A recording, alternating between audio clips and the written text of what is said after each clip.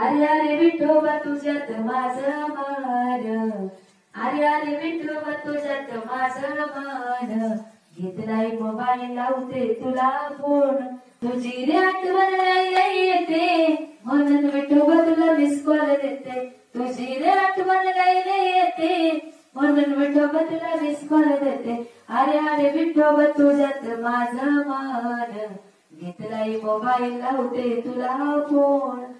हरे राम राम राम हरे हरे कृष्ण कृष्ण कृष्ण हरे हरे.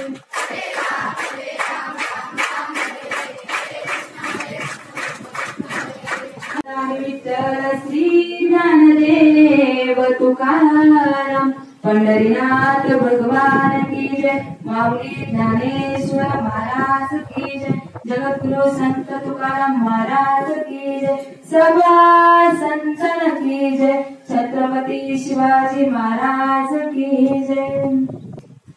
वैकुंठवासी परमपूज्य कोणाचे बाबा लेरे आश्रम, ह्या लेरे आश्रमामध्ये महिन्याभराचे जे काही नियोजन केलेलं आहे त्या नियोजनामध्ये आज 7व्या दिवसाची जी काही सेवा आहे, जे काही मार्गदर्शन करण्याचं जे काही काम आहे ते माझ्यासाठी आव्हानाच्या पदरात आले आहे. पहा, उन्हाळ्याच्या सुट्टीमध्ये मुलं इकडे तिकडे विनाकारण फिरतात, पण ह्या उन्हाळ्याच्या सुट्टीमध्ये आपल्याला एक वेगळ्या प्रकारचं वळण लागावं, एक आध्यात्मिक क्षेत्राकडे वळण लागावं या उद्देशानं मुलाला एक चांगल्या प्रकारचं मार्गदर्शन करण्याचं जे काही आयोजन नियोजन केलेलं आहे ते आमचे शंकर महाराज, आणि खरं तर शंकर महाराजांनी मला या ठिकाणी आमंत्रित केलेलं आहे. आजच्या सेवेसाठी घेतलेली जी ओवी आहे ती माऊली मावशी नरमाळ्यांच्या ज्ञानेश्वरीतील अध्याय क्रमांक 9 आणि त्या 9व्या अध्यायातील 82 क्रमांकाची ही ओवी आहे. ऐसे माझे नामघोषे नाहीची करीती विश्वासी दुःखे, अवघे जगीची महासुखे दुर्दुनीत होते. या ओवीचा जर सदस्य अर्थ आपण जर पाहिला तर भगवान कृष्ण अर्जुनाला म्हणतात, जो गेलेल्या जन्मामध्ये माझं नामस्मरण करतोय, जो माझं नामघोष करतोय, त्याच्या जीवनातील जी काही पापे आहे, जे काही दुःख आहे ते निघून जाण्याची ताकद कशात आहे तर नामस्मरणामध्ये आहे. एवढेच नवीन तर ह्या नामस्मरणाचा काय फायदा होतोय. जी हे जगच आहे ना, जे इकडे तिकडं सगळीकडे आनंद भरलेला आहे या नामस्मरणामुळे, म्हणून हे नामस्मरण आपण खरं आपल्या जीवनामध्ये केलं पाहिजे. नामस्मरण का करायचं पहा, जर आपल्याला शेवटचा दिवस जर गोड करायचा असेल तर आपल्या जीवनामध्ये नामस्मरण करत असेल. तुकाराम महाराज म्हणतात, सदा नाम घोष करू हरी कथा, तेने सदा चित्ता समाधान. त्या भगवंताचं जर नामस्मरण आपण आपल्या जीवनामध्ये केलं तर आपल्याला काय प्राप्त होईल, सुख प्राप्त होईल. जीवनामध्ये काय करायचं आपण याचा विचार केला पाहिजे. सांगा मी काय करू, सांगा मी काय करू, भक्ती करू का पोट भरू, भक्ती करू का पोट भरू, भक्ती करू का पोट भरू, भक्ती करू का पोट भरू, सांगा मी काय करू, सांगा मी काय करू. काहीच करायचं नाही, काहीचे वैसनी कराय का चित्त, आवडी आनंद टळवावा, न लगती सायास जावे वनांतरा, सुख येते घरा नारायला. पहा, आपण नित्यनेमा पकडा ना, त्याच्या बापाला यावे लागेल. पहा, मी सांगते आज पण मी म्हणते भिंत चालू शकते. पहा, बसलेल्या पैकी एक जण वाघावर बसू द्या, भिंत चालायची नाही का, व चालेल ना, देव येणारा नाही का, येईल ना, पण तुम्ही नित्यनेमा पकडा, त्याचं नामस्मरण करा, नक्कीच त्या भगवंताची कृपा तुमच्यावर झाल्याशिवाय राहणार नाही. पहा, म्हणून मिळालेल्या जन्मामध्ये आपण त्या भगवंताचं नामस्मरण केलं पाहिजे. अहो, देवाच्या दाराचं कुत्र व्हावं लागतं, कुत्र. पहा, ज्ञानोबारायांनी काय सांगितले, जो देवाच्या दारामध्ये क्षणभर जर उभा राहिला तर त्याचे चारी मुक्ती देव साधल्याशिवाय नाही. देवाची हे द्वारी उभा क्षणभरी, तेने मुक्ती चारी साधलेला. सतत आपल्या वाचसी जर देवाचं नामस्मरण असेल तर आपण कुठल्याच वाईट पंथाला जाणार नाही. आणि आपण वाईट पंथाला जाऊ नये म्हणून माझे गुरु तुकोबारायांनी काय केलं, भरलेल्या संसाराला लाट मारली. कारण हे नाम जगाला कळलं पाहिजे. एकतत्व नाम दृढ धरी म्हणा, हरिसी करुणा ये तुझे. या नामासाठी माझ्या जगद्गुरु तुकोबारायांनी काय केलंय, भरलेल्या संसाराला लाट मारली. त्यांचा संसार सामान्य नव्हता. ज्यांच्याकडे लोकांची गणवाट त्यांच्याकडे काही होणं नव्हतं. तुका म्हणे तेथे सुका काय होणे, राहे समाधान चित्ताचे. या चित्ताला काय झालं असतं, समाधान प्राप्त झाले असतं. पण संत कशासाठी आलेले असतात, जगाच्या कल्याणात संतांच्या विभूती देह कष्टभीती परोपकारी. या परोपकारासाठी माझ्या जगद्गुरु तुकोबारायांनी काय केले, भरलेल्या संसाराला लाथ मारल्या, लोकांचा जोंधळा दाखवायला गेले. भाग तुकाराम महाराज त्या माच्यावर जरी बसले तरी तुकाराम महाराज काय म्हणत होते, त्या भगवंताचं नामस्मरण करत होते. तुकाराम सोडून सारे काम, भजनात दंग हरीच्या कीर्तनात दंग. दगडाचा टाळ देहाचा मृदुंग हा 65 लाखाच्या जागीरदाराचा प्रसंग आला होता. पहा, एके दिवशी माझ्या जगद्गुरु तुकोबारायाने जोंधळ्याकडे पाहिलंय आणि असं खणखणीत प्रेम आलंय. दुसऱ्या दिवशी एका मनुष्याने पाटलाला जाऊन सांगितलंय, म्हणे काय पाटील तुम्ही ठेवलाय जोंधळा राखायला, अवघडी असावं तर असाच. काय ठीक आले म्हणे, काय जोंधळा आलाय. पाटील दुसऱ्या दिवशी शेतावर गेले आणि तुकाराम महाराजांना म्हटले, तुकारामा उतरा की खाली. तुकाराम महाराज म्हटले, कशासाठी. म्हटले, अरे काय जोंधळा आलाय, काय पीक आले. आता तू संसार कृपाची असा सोडलाय, तू काय आमच्याकडे काय आता जोंधळा टाकायला. आता तुकाराम महाराज म्हटले, पाटील तुम्ही सांगेल तशा आज्ञा. कारण तुकाराम महाराजांचा विषय काय झाला होता, नारायण झाला होता महाराज. पाटील त्या दिवशी निघून गेले. त्याच्या दुसऱ्या दिवशी पांडुरंगाला माहिती झालं, जर दुसऱ्यांना चांगले पीक येऊ लागला तर हा माझ्या भक्तीमध्ये काय होईल, कमी पडेल. म्हणून त्याच्या दुसऱ्या दिवशी प्रत्येक जोंधळ्यावर, त्या जोंधळ्याच्या गोट्यावर पक्षी येऊन बसू लागले. तुकाराम महाराज म्हटले, मी हितभर पोटासाठी लोकांचा जोंधळा राखायला आलोय आणि मी जर या पक्ष्यांना हार म्हटलं तर मला किती मोठं पाप झाले. त्याच्या दुसऱ्या दिवशी तुकोबाराय दुसऱ्या गावामध्ये गेले. दुसऱ्या दिवशी आता पक्ष्यांनी तो जोंधळा साफ केला आणि तुकोबारायांना बेधाम मारलं गेलं. खूप जीवनामध्ये तुकाराम महाराजांना कष्ट त्यांच्या जीवनामध्ये सहन करावे लागले. दुसऱ्या दिवशी तुकोबाराय दुसऱ्या गावामध्ये गेले. एकाची गुरे वळायला लागली. ती गुरे वळत असताना ती गुरे एका दुसऱ्याच्या बांधावर गेली तरी माझ्या तुकोबारायांचं ध्यान जागेवर नव्हतं, चित्त जागेवर नव्हतं. त्यांचं चित्त कुठं होतं, पांडुरंग ध्यानी पांडुरंग मनी, जागृती सोपारी पांडुरंग आणि दुसरे वज्राई आता नेमली या चित्तापासून. चित्ताने एकच नेमलं होतं. काय नेमलं होतं, तर ते भगवंताचं नाम. आणि ते भगवंताचं नाम एवढं श्रेष्ठ आहे तर आपण सुद्धा अखंड कंठामध्ये तर भगवंताचं नामस्मरण आपण केलं पाहिजे. पण आता आपल्याला वेगळ्या प्रकारचं हित आपल्याला पाहायला मिळते. पहा, हित ते करावे पैशाचे चिंतन.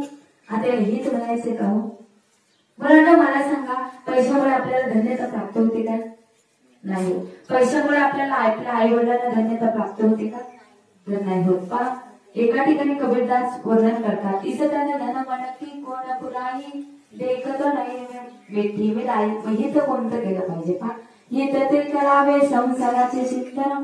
आता आपण किती जरी संसार केला तर त्याच्यामध्ये आपल्याला सुख मिळत नाही. किती संसार करा त्याच्यामध्ये आपल्याला सुख मिळणार नाही. जेवढा संसाराचा आनंद आहे त्याच्या दुप्पट कशाचा आनंद आहे, माझ्या परमार्थाचा आनंद आहे. म्हणून ते परमार्थामध्ये आपण ते भगवंताचं नामस्मरण, भगवंताचं चिंतन आपण आपल्या आयुष्यामध्ये केलं पाहिजे. पण किती जरी संसार आपण केला तरी त्याच्यामध्ये आपल्याला सुख मिळणार नाही. पहा, एका ठिकाणी बहिणाबाईंची कविता आठवते मला. अरे संसार संसार जसा तवा चोलावर, आधी हाताला चटके मग मिळते भाकर. अरे संसार संसार जसं कप बशीच घर, बशी बसे जागेवर कप हिंडे दारोदार. कप आणि बशी ही काय आहे, जीवनाची व्यसंगती आहे, संसाराची व्यसंगती आहे. याच्यामध्ये असंच चालतं. बशी आपली निवांत बसलेली असते आणि कप मात्र राबत असतो, पण बशी त्याची कधी कदरच करत नाही. ही संसाराची व्यसंगती आहे. याच्यामध्ये असंच चालतं. त्याच्यामध्ये किती आपण सुख शोधलं तरी सुख आपल्याला मिळणार नाही. म्हणून जेवढा संसाराचा आनंद आहे त्याच्या दुप्पट माझ्या परमार्थाचा आनंद आहे. मग ही तर पैशाच्या चिंतनामध्ये नाही, ही तर संसाराच्या चिंतनामध्ये नाही, तर ही तर कशात असेल मग देवाच्या चिंतनामध्ये. मग ही तर कोणतं केलं पाहिजे आपण?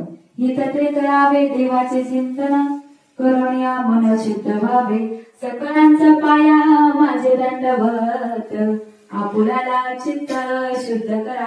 आपलं जर चित्त जर आपल्याला शुद्ध करायचं असेल, काळाला जर पळून जर लाभायचं असेल, तर आपल्या जीवनामध्ये काय महत्वाचं आहे? नामस्मरण महत्वाचं आहे. आणि शेवटचा दिवस जर आपल्याला गोड करायचं असेल, तर आपल्या जीवनामध्ये नामस्मरण महत्वाचं आहे. म्हणून अखंड कंठामध्ये त्या भगवंताचं नामस्मरण आपण केलं पाहिजे. आता तुम्ही म्हणशाल ताई, पण भगवंताचं नामस्मरण किंवा परमार्थ जर आपल्याला करायचं ठरवला, तर आपलं प्रथम मन त्या परमार्थाकडे लावलं पाहिजे. आता तुम्ही म्हणशाल ताई, आम्ही शरीराने सुद्धा परमार्थ करू शकतो, ताई आत्म्याने सुद्धा आम्ही परमार्थ करू शकतो. पण परमार्थ ही गोष्ट पंच ज्ञान इंद्रियांची सुद्धा नाहीये आणि पंच कर्म इंद्रियांची सुद्धा नाही. परमार्थ ही गोष्ट कशाची आहे? फक्त मनाची. मग परमार्थ करायचा सुद्धा मनानेच आणि करायचा सुद्धा मनासाठी. परमार्थ मनाने नाही जर केला, तर तुम्ही कोणत्याही तीर्थाला जा, कोणत्याही वारीला जा, तिथं जर तुमचं मन नसेल, तर महाराज सांगतात, त्रिवेणी संगमी नाना तीर्थ भ्रमी, चित्त नाही नावी तरी ते व्यर्थ. त्या ठिकाणी जर तुमचं चित्त जर जागेवर नसेल, तर ते काय जाणार आहे? व्यर्थ जाणार आहे. म्हणून परमार्थ करत असताना कशाने केला पाहिजे? आपण मनाने केला पाहिजे. का तुम्ही म्हणता ताई शरीराने सुद्धा परमार्थ करू शकतो, पण मी सांगेल का शरीराने परमार्थ करू नये का? तर या शरीराची एक ना एक दिवस काय होणार आहे? माती होणार आहे. एक ना एक दिवस हे शरीर मातीमध्ये मिसळून जाणार आहे. मग या शरीरासाठी परमार्थाची काय गरज आहे का?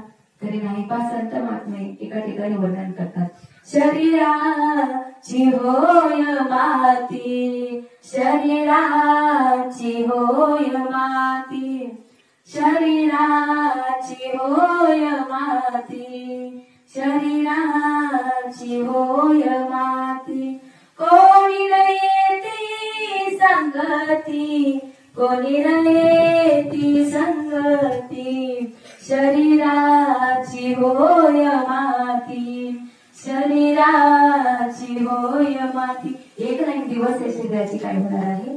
माती होणार आहे. एक ना एक दिवस हे शरीर मातीमध्ये मिसळून जाणार आहे. मग या शरीरासाठी परमार्थाची काही गरज आहे का?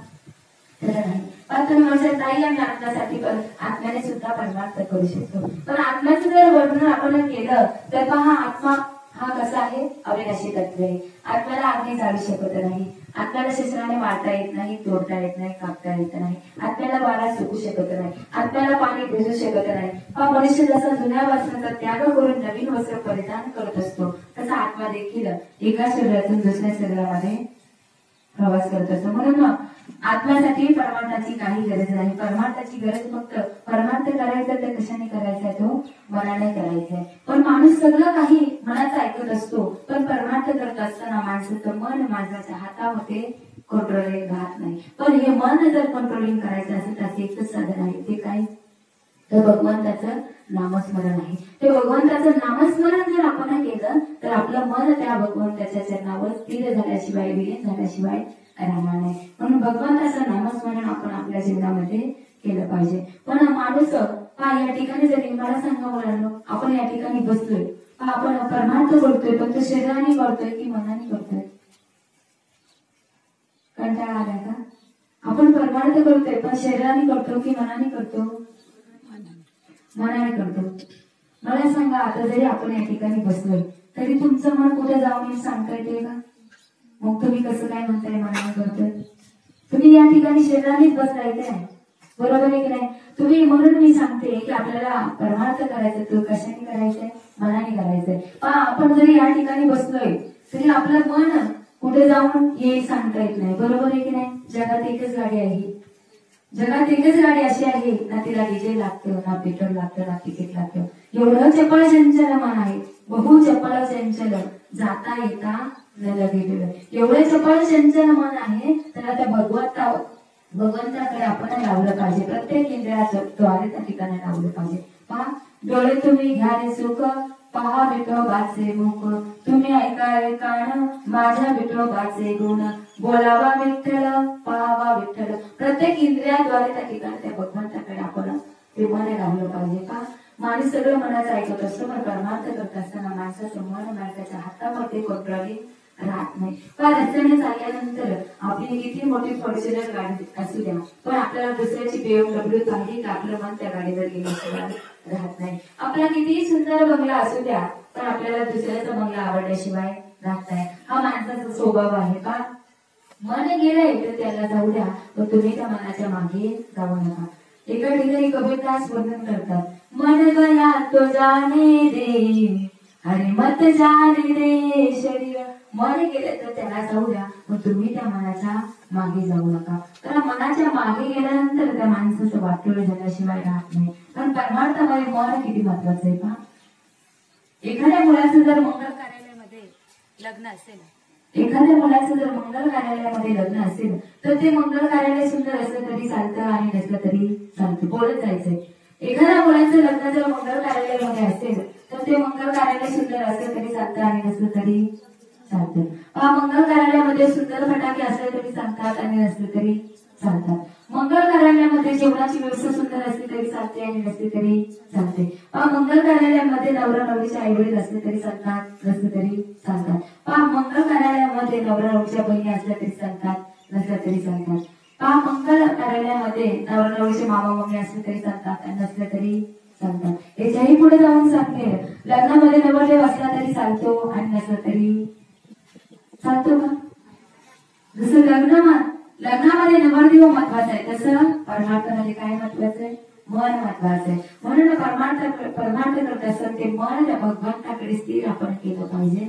पहा, भगवंताकडे आपण त्या मनाने जर परमार्थ केला तर नक्कीच त्या भगवंताची कृपा आपल्यावर झाल्याशिवाय राहत नाही. पहा, आपलं मन हे विचारांमध्ये गुरफटलेलं आहे. पहा, विचारा शब्द आला म्हणून सांगून जाईल. मनुष्याच्या दृष्टीला 3 प्रकारचे विचार आपल्याला पडत असतात. पहिला विचार असा आहे, जो माणसाने अभिषेक कधीच करू नये. दुसरा विचार असा आहे, जो माणसाने एकदा केला की दुसऱ्यांदा करू नये. तिसरा विचार असा आहे, तो माणसाने सतत केला पाहिजे. आता आपण पहिल्या क्रमांकाचा विचार पाहू, जो माणसानं कधीच करू नये. पहा, एखाद्याला दुःख देण्याचा विचार माणसानं कधीच करू नये, किंवा एखाद्याला चोरी मारी करण्याचा विचार माणसाने कधीच करू नये. पहा, दुसरा विचार असा आहे, जो मनुष्याने एकदा जीवनामध्ये केला की दुसऱ्यांदा करू नये. पहा, मनुष्याने एकदा लग्न केलं की दुसऱ्यांदा करू नये. पहा, हे मी सांगत नाही, संत माते सांगतात. पहा, एका पुरुषात 2 नारी पापे होसे त्याच्या घरी. ज्याच्या घरी 2 बायका आहेत त्याच्या घरी पाप आहे. पहा, म्हणून हा विचार कोणीच करू नये. पहा, तिसरा विचार असा आहे, जो माणसाला सतत केला पाहिजे. जीवनामध्ये सार काय आणि असार काय याचा विचार माणसाला आयुष्यामध्ये काय केला पाहिजे. जीवनामध्ये सार काय आहे तर भगवंताचं नामस्मरण आहे. मग ते आपण काय केलं पाहिजे? ते नामस्मरण भगवंताचं केलं पाहिजे. का?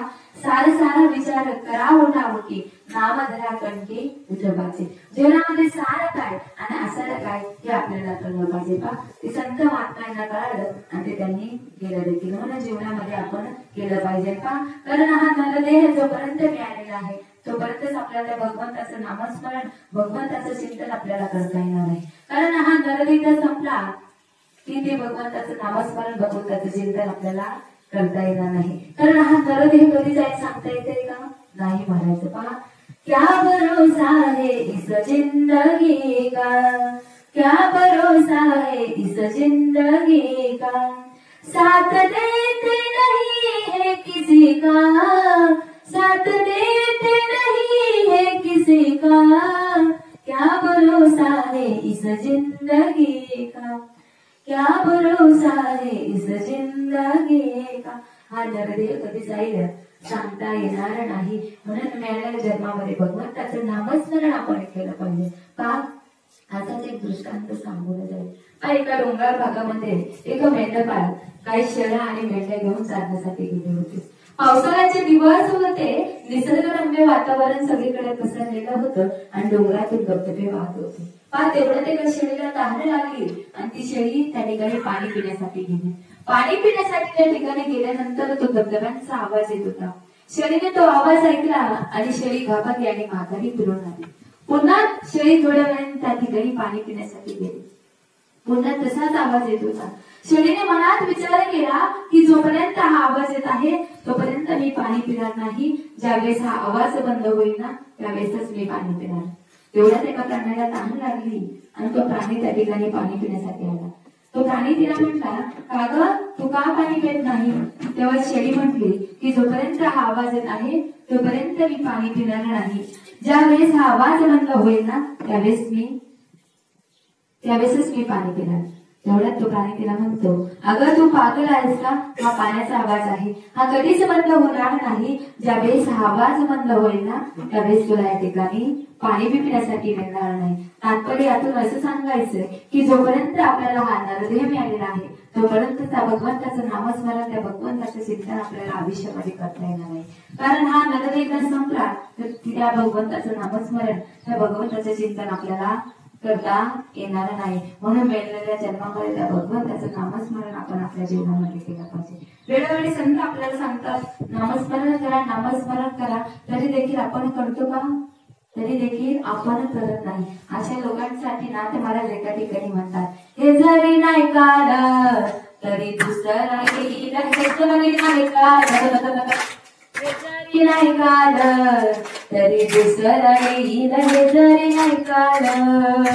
शरत शेवटी काळ बांधून येईल, शरत शेवटी शरत शेवटी काळ बांधून येईल, शरत शेवटी एका जनार्दनी आमचे काय बजाईन, एका जनार्दनी आमचे काय बजाईन. पिंगळा महादारी बोल बोलत देखा, पिंगळा महादारी, पिंगळा महादारी बोल बोलत देखा, पिंगळा महादारी.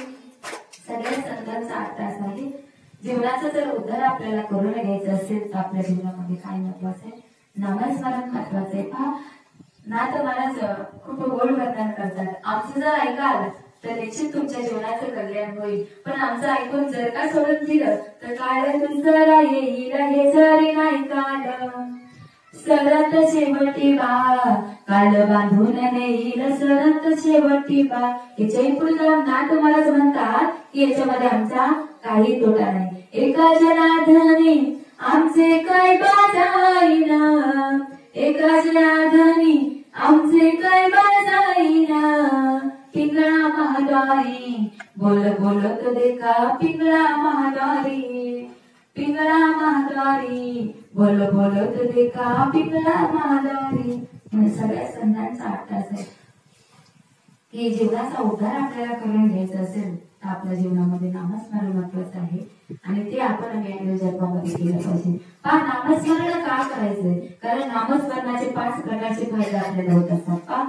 नामस्मरण केल्यानंतर पुण्य प्राप्त होते, नामस्मरण केल्यानंतर पुण्य प्राप्त होते. दुसरं कारण आहे नामस्मरण केल्यानंतर पाप जाते, नामस्मरण केल्यानंतर मुक्ती प्राप्त होते, नामस्मरण केल्यानंतर अकलीची बाधा होत नाही आणि नामस्मरण केल्यानंतर देव लाभत येतो. म्हणून जीवनामध्ये नामस्मरण आपण केलं पाहिजे. हे नामस्मरण एवढं अवघड आहे का? एवढं सोपं या भगवंताचं नामस्मरण आहे. आपण सगळे शेतकऱ्याची मुळे आहोत, बरोबर आहे की नाही? आपण शेतामध्ये ज्वारी पेरतो, बरोबर आहे की नाही? ती ज्वारी पेरल्यानंतर, ती उगवून आल्यानंतर, ती ज्वारी शेतातून काढल्यानंतर तिचा कळवा करून किंवा तिची रचना करायला किती महिन्याचा कालावधी लागतो? अगदी 4-5 महिन्याचा कालावधी लागतो, बरोबर आहे की नाही? तो जर कडवा आम्ही जर जाळण्याचा ठरवला तर त्याला माचीस मधल्या किती काड्या लागतील? किती काड्या लागतील? तो कडवा जर आपण जाळायचा ठरवला तर माचीस मधल्या किती काड्या लागतील? एक काडी पुरेशी आहे ना, बरोबर आहे की नाही? एक काडी पुरेशी आहे का? तृण अग्नी वेळे समरस झाले तैसे नाम केले जगत आहे. तृण म्हणजे काय आहे? तर गवत आहे. लक्षवधी गवताच्या काळ्या जाळण्यासाठी एक काडी पुरेशी आहे, तर कोटी पाप जाळण्याची ताकद कशामध्ये आहे? या नामस्मरणामध्ये आहे. म्हणून ते नामस्मरण आपण केलं पाहिजे. हरिमुखे म्हणा पुण्याची गणना कोण करी. तर भगवंताचं नामस्मरण आपण अखंड कंठामध्ये सतत घेतलं पाहिजे. हरी हरी हरी तुम्ही म्हणा रे सकळ, हरी हरी हरी तुम्ही म्हणा रे सकळ. तिने माया जाळ तुटला तेने माया जाळ्या तुटतील हरी हरी हरी हरी तुम्ही म्हणा रे सकळ हरी हरी हरी तुम्ही म्हणा रे सकळ हरी हरी तुम्ही म्हणाच नक्कीच म्हणा कारण त्या भगवंताचं नाम एवढं गोड आहे आणि त्या भगवंताचं नाम घेतल्यानंतर त्या भगवंताची भेट आपल्याला झाल्याशिवाय राहणार नाही भगवंताचं नामस्मरण आपण अखंड कंठामध्ये केलंच पाहिजे वेळोवेळी संत आपल्याला सांगतात भगवंताचं नामस्मरण करा वेळोवेळी सावध करतात तरी आपण करत नाही उठा जागे वारे आता पंढरीनाथा भावे चरणी देवा माता सुखवी व्यथा जन्माच्या व्यथा जर आपल्याला चुकवायचे असेल आणि काळाला जर पळून लावायचं असेल तर आपल्या जीवनामध्ये एकदम महत्वाचं आहे नामस्मरण महत्वाचं आहे नामस्मरण करून जर आपल्याला इथे जर जागायचं असेल तर आपल्याला काय करावे लागेल संतांची संगत आपल्याला करावी लागेल संतांची संगत का करायची हरिप्राप्तीचे उपाय धरावे संतांचे ते पाय संतांचे चरण किंवा संतांचे पाय आपल्याला का धरायचे तर संतांची हे पायी हा माझा विश्वास सर्व भाव एकास्त झालं त्यांचा एकदा की संतांची संगत आपल्या जीवनामध्ये घडली किंवा भगवंताचं नामस्मरण आपण जर केलं तर आपल्या जीवनाचं नक्कीच कल्याण झाल्याशिवाय राहणार नाही म्हणून भगवंताचं नामस्मरण आपण केलं पाहिजे का आपल्याला जे मानवी शरीर भेटलंय पण त्या मानवी शरीराची किंमत आपल्याला कळत नाही ते मानवी शरीर आपण व्यर्थ वाया घालवायचं आहे पा असाच एक दृष्टांत सांगून जाईल पा एक मनुष्य रस्त्याने चालला होता आणि रस्त्याने जात असताना त्याला खूप तहान लागली होती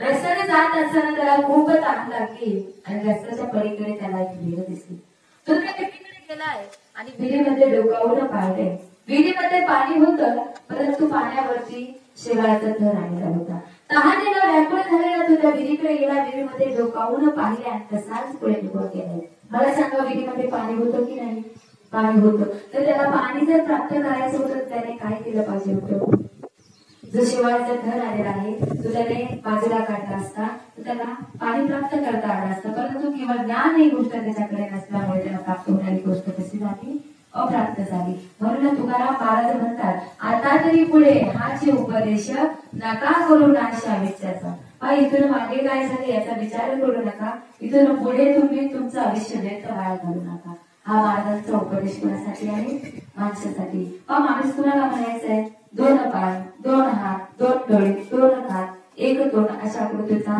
माणूस आहे चार पायाचा कोणी माणूस म्हणते का नाही विचार करण्याची क्षमता कुणाला दिलेली आहे माणसाला दिलेला आहे कारण हा नरदेह जो मिळालेला आहे तो फुकट आपल्याला भेटलेला नाही का जेव्हा पापाने पुण्य बरोबर होतं तेव्हा हा नरदेह आपल्याला प्राप्त होत असतो दुसरं कारण म्हणजे लक्ष 84चा फेरा पूर्ण झाल्यानंतर हा नरदेह आपल्याला प्राप्त होत असतो आणि तिसरं कारण म्हणजे अंधाराच्या टाळीमध्ये जसा कावळा येऊन सापडावा ना तसा नरदेह आपल्याला प्राप्त होत असतो म्हणून मिळालेल्या जन्मामध्ये त्या भगवंताचं नामस्मरण आपण केलं पाहिजे काय नामस्मरण करायचे रामकृष्ण हरी जय जय रामकृष्ण हरी रामकृष्ण हरी जय जय रामकृष्ण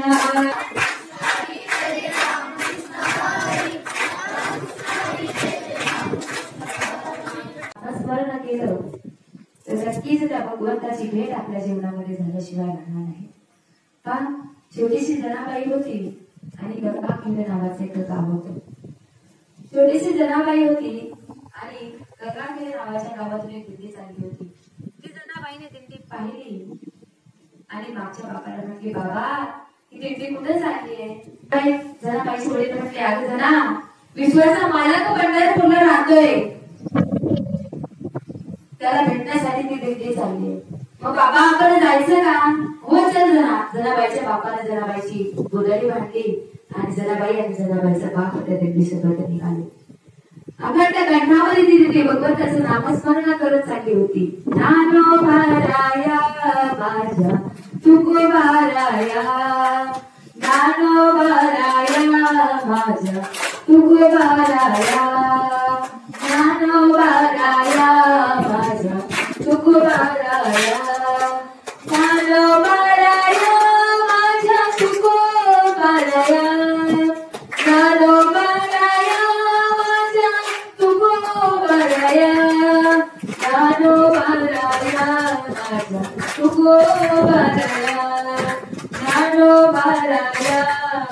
तुको महाराज अखंड कंठामध्ये ते जनाबाई ते भगवंताचं नामस्मरण करत करत त्यांनी पंढरपूरला पोहोचले.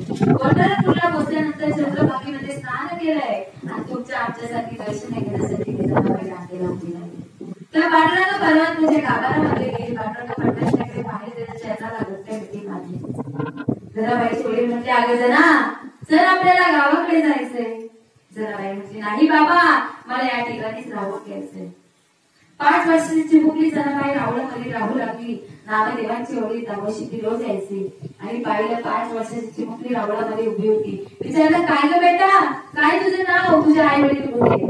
जनाबाई म्हटली हे बघा बेटे बरोबर आली हीच माझी आई आणि हाच माझा बाप. त्या दामोशीतल्या जनाबाईची काळजी पडली.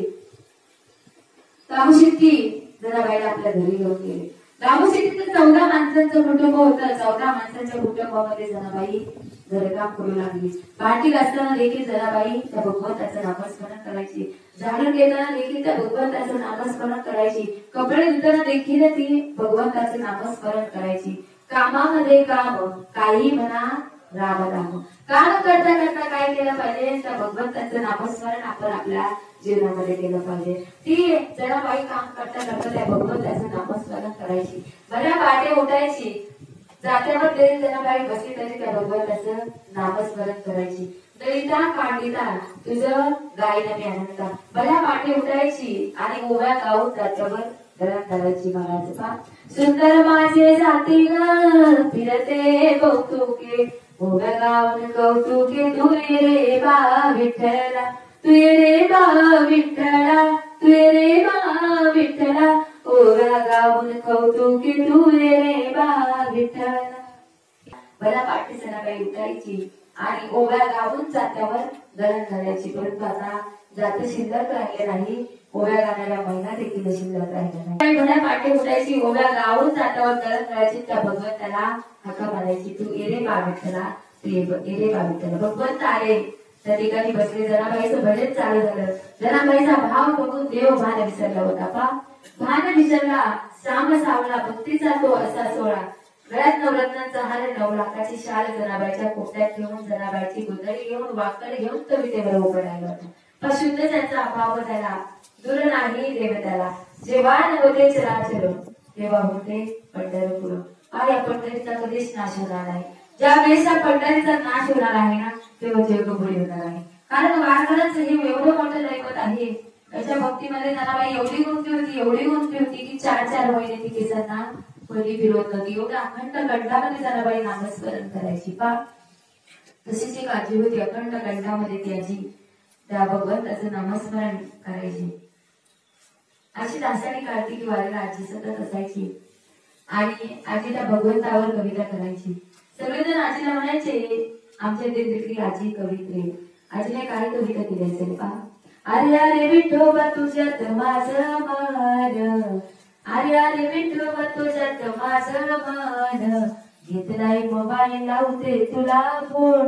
आता सगळेजण आजीला म्हटले आजी तुम्ही देवाला फोन कसं काय लावता. आजी म्हणते नंबर काही नाही. तर सगळेजण म्हणायचे आजी कवित्रे. आजी सुंदर सुंदर कविता त्या भगवंतावर रचायची. महाराज बरं आजीने इथपर्यंतच थांबवून आजी पुढे काय म्हणते तुझी रे आठवण येते म्हणून विठोबा तुला मिस कॉल देते. तुझी रे आठवण येते म्हणून विठोबा तुला मिस कॉल देते. अरे अरे विठोबा तुझ्यात माझं मन घेतलाय मोबाईल लावते तुला फोन. आजी देखील अखंड कंठामध्ये त्या भगवंताचं नामस्मरण आजी करायची. महाराज तशीच जनाबाई करायची. तसेच तुकाराम महाराज करायची. तशीच हिराबाई अखंड कंठामध्ये त्या भगवंताचं नामस्मरण करायचे. त्या भगवंताचं नामस्मरण आपण अखंड कंठामध्ये केलं पाहिजे. पण त्याच प्रवासांचा संकट देखील आपण आपल्या जीवनामध्ये केलं पाहिजे. भिन्न जातीमध्ये जन्माला आलेली जिच्या घरी कोणत्याही परमार्थाची आवड नाही गोडी नाही पण तिने संतांच्या संगतीमध्ये जाऊन भगवंताची विषयी प्राप्ती करून घेतली. पहा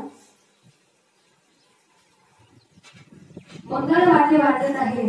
अंगणामध्ये मंगल वाद्य वाजत आहे. मंडप सजलेला आहे.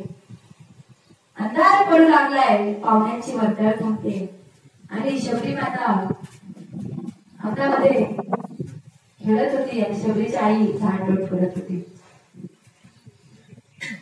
शबरीने आईला विचारलं, आई ही बकराची दावण कशासाठी बांधली ग? आई म्हणते, अगं शबरी, उद्या तुझं लग्न आहे आणि पाहुणे मंडळी येणार आहे, त्यांना मेजवानी देण्यासाठी ही बकराची दावण बांधलेली आहे. शबरीने मनात विचार केला की माझ्यामुळे, माझ्या लग्नामुळे निष्पाप प्राण्याचा बळी जाणार. शबरीच्या मनामध्ये एक सेवाभाव भाव निर्माण झाला, एक करुणा भाव निर्माण झाला. शबरीने विचार केला, माझ्यामुळे हा निष्पाप प्राण्याचा मी बळी जाऊ देणार नाही. म्हणून सर्व मंडळी, पाहुणे मंडळी झोपली होती. रात्रीचे 12 वाजले आणि शबरी माता उठली. तिच्या डोळ्यामध्ये अश्रू आले. शबरी माता रात्रीचे 12 वाजता उठली. 12 वाजता उठून घरातून थेट राम जंगलामध्ये निघून गेली. ज्या जंगलामध्ये गेली, ज्या शबरीच्या रस्त्याने चालली होती, तो रस्ता पुन्हा शबरीच्या घराकडे येणारा नव्हता. शबरी थेट त्या जंगलामध्ये जाऊन राहू लागली. त्या अरण्यामध्ये राहू लागली. कंदमुळे खाऊन त्या ठिकाणी राहू लागली आणि त्या भगवंताची आठवण करू लागली. त्या भगवंताचे नामस्मरण करू लागले. तिच्या मनामध्ये एक सेवाभाव निर्माण झाला की त्या भगवंताची सेवा करावी. शबरी माता रोज उठायची, सडासमोर आंघोळ करायची, सडासमोर्जन करायची, झाड लोट करायची, फुले टाकायची, रांगोळी काढायची आणि रोजचा हा नित्यनेम चालू असायचा. मातंग ऋषी एक दिवस आपल्या शिष्यांसोबत स्नानाला जात असताना मातंग ऋषीने पाहिलं. रोजचा नित्यनेम तिचा चालू असायचा. मातंग ऋषी रोज त्या रस्त्याने जायचे. मातंग ऋषीने पाहिलं, रोज सडासमोर्जन कोण करत असेल, रोज रांगोळी कोण काढत असेल, रोज फुलं कोण टाकत असेल, असा मातंग ऋषी विचार करायचे. काही दिवस गेले आणि मातंग आणि शबरी माता जरा म्हातारी झाली. शबरी मातेला उठण्यासाठी जरा उशीर झाला आणि तिची रोजची नित्यनेमाची जी काम आहे ती पुढे ढकलली गेली. आणि नेमकी मातंग ऋषी आपल्या शिष्यांसोबत स्नानाला जात असताना मातंग ऋषींना शबरी माता दिसली. शबरी माता दिसल्यानंतर शबरी मातेला देखील मातंग ऋषी दिसले आणि मातंग ऋषीकडे शबरी माता घाई गेली. त्यांच्या दर्शन घेतलंय आणि म्हणते, स्वामीजी, माझ्या मनामध्ये एकच इच्छा आहे. काय इच्छा आहे? काय नाही, फक्त त्या भगवंताची एक दिवस मला भेट झाली पाहिजे. मातंग ऋषी तिला सांगून गेले, हे बघ, तू नित्यनेमाने मनापासून त्यांची साधना कर, नित्यनेमाने त्यांचं नामस्मरण कर. एक दिवस याच रस्त्याने तुला त्या प्रभू रामचंद्रांचं दर्शन होईल. ती शबरी माता भल्या पाठी उठायची, आंघोळ करायची, सडासमर्जन करून रांगोळी काढायची, फुले टाकायची आणि जंगलामध्ये जायची. जी गोड बोरे आहेत चाटून बघायची, जी काही गोड बोरे आहेत ती माझ्या प्रभूंना घेऊन यायची, जी काही आंबट आहे ती टाकून द्यायची. असा रोजचा नित्यनेम त्या शबरी मातेचा चालू असायचा. अखंड कंठामध्ये शबरी माता त्या भगवंताचं नामस्मरण करायची आणि एक दिवस त्या प्रभू रामचंद्राची स्वारी, त्या प्रभू रामचंद्राचं दर्शन त्या शबरी मातेला झाले. शबरी माता काय म्हणते पहा, मेरे झोपड़ी के भागाज खुल जाएंगे, राम आएंगे. मेरे झोपड़ी के भागाज खुल जाएंगे, राम आएंगे. राम प्रभू रामचंद्र येणार म्हणून शबरी माता काय करणार होती का? राम आएंगे तो अंगना सजाऊंगी, राम आएंगे तो अंगना सजाऊंगी. दीप जला के दिवाली मनाऊंगी, दीप जला के दिवाली मनाऊंगी. मेरे जन्मों के सारे पाप मिट जाएंगे, राम आएंगे. मेरे झोपड़ी के भाग आज खुल जाएंगे, राम आएंगे. अखंड कंठामध्ये ती भगवंताचं नामस्मरण करत होती शबरी माता आणि त्या प्रभू रामचंद्रांचं दर्शन तिला झाले. दर्शन झाल्यानंतर शबरी माता एवढी रडली की अश्रूने त्या भगवंताचे काय केले, चरण त्या शबरी मातेने धुवून घेतले. पहा, ती संतांच्या संगतीमध्ये गेली आणि लाभ काय झालाय तर तिला भगवंताची प्राप्ती झाली.